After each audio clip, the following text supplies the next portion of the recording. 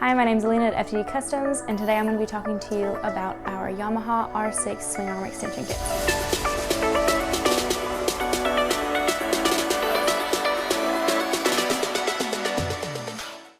So first we're going to start out with our 1999 to 2002 R6 extensions.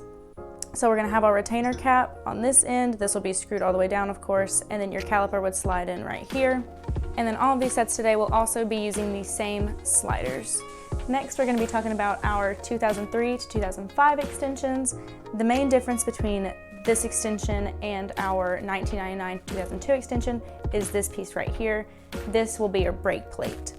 These will come with two retainer caps, one to go here and here, as well as these two bolts already pre-screwed in for you. And these will use the same exact sliders. So here we are going to have our 2006 to 2013, and here we're going to have our 2014 to our 2020s. The only main difference between these two is with the 2014 to 2020, it is a bit thicker on this neck, so the fitment will be different for those years. And as these are almost the same, they do both have this same track as well as the same retainer caps and sliders.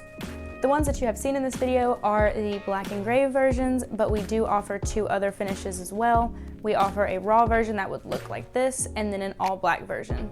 These can also come plain or engraved. So what we got here is the accessories that you can opt in for with our Swingarm extensions. Here is our standard chain. It's going to be a firepower. These are 150 links, so you're going to have to cut the links no matter what length you're going to stretch it to, whether it's 12 inches or the shortest at 4.5. So our standard chain is usually around 9,800 pounds tensile strength. So we send them with our boosas and everything else with no problem.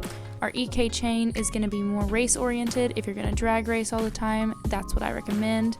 I think it's about 11,300 pounds of tensile strength versus the 9,800. Again, 150 links in 520, 525, and 530. As far as our brake lines, they're just pretty standard.